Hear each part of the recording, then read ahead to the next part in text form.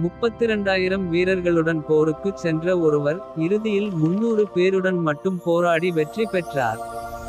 இது மனித வல்லமையால் அல்ல, தேவனுடைய வல்லமையால் நடந்த அதிசயம். அந்த விசுவாச வீரரின் பெயர் கிதியோன். கிதியோன் மனாசே கோத்திரத்தைச் சேர்ந்த யோவாசின் மகன். அவர் வாழ்ந்த காலத்தில் மிதியானியர்கள் இஸ்ரவேலை அடிக்கடி தாக்கி. மக்களின் பயிர்களையும் கால்நடைகளையும் கொள்ளையடித்தனர். பயத்தின் காரணமாக கிதியோன் கோதுமையை மறைவிடத்தில் அடித்துக் கொண்டிருந்தார். அந்த நேரத்தில் கர்த்தருடைய தூதன் அவருக்கு தோன்றினார். அவர் கூறினார், பராக்கிரமசாலியான வீரனே, கர்த்தர் உன்னோடே இருக்கிறார். கிதியோன் தன்னை பற்றி மிகவும் தாழ்வாக நினைத்தார். அவர் சொன்னார், என் குடும்பம் பலவீனமானது, நானும் மிகவும் சிறியவன். ஆனால் தேவன் மனிதனின் பலத்தை பார்க்கவில்லை, அவருடைய விசுவாசத்தையே பார்த்தார். தேவன் கிதியோனை இஸ்ரவேலை விடுவிக்க அழைத்தார். கிதியோன் தேவனுடைய சித்தத்தை உறுதிப்படுத்த கம்பளி மூலம் ஒரு அடையாளம் கேட்டார்.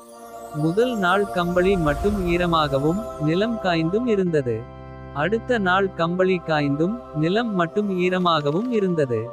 தேவன் பொறுமையுடன் அவருக்கு உறுதி அளித்தார். 32,000 வீரர்களுடன் கிதியோன் போருக்கு தயாரானார். ஆனால் தேவன் கூறினார், இவ்வளவு பேர் வேண்டாம். முதலில் 22,000 பேர் வீட்டிற்கு திரும்பினர். பின்னர் மீதமிருந்தவர்களில் இருந்து தேவன் தேர்வு செய்து 300 பேரை மட்டும் வைத்தார். ஏன்? வெற்றி தேவனுடையது என்பதை அனைவரும் அறிய வேண்டும் என்பதற்காக. இரவு நேரத்தில் 300 வீரர்களும் எக்காளம், தீப்பந்தம் மற்றும் மண்பானைகளுடன் எதிரிகளின் முகாமைச் சுற்றி நின்றனர். அவர்கள் ஒரே நேரத்தில் எக்காளம் ஊதினர், மண்பானைகளை உடைத்தனர், தீப்பந்தங்களை உயர்த்தினர். கர்த்தருக்காகவும் கிதியோனுக்காகவும் என்று முழங்கினர். எதிரிகள் குழப்பமடைந்து தங்களுக்குள்ளேயே சண்டையிட்டு தோல்வியடைந்தனர். தேவன் இஸ்ரவேலுக்கு அற்புதமான வெற்றியை கொடுத்தார். கிதியோனின் வாழ்க்கை நமக்கு சொல்லும் பாடங்கள். தேவன் பலவீனமானவர்களையும் பயன்படுத்துகிறார். பயத்தை விட தேவனுடைய வாக்குத்தத்தத்தை நம்ப வேண்டும். வெற்றி எண்ணிக்கையால் அல்ல, தேவனுடைய வல்லமையால் வருகிறது.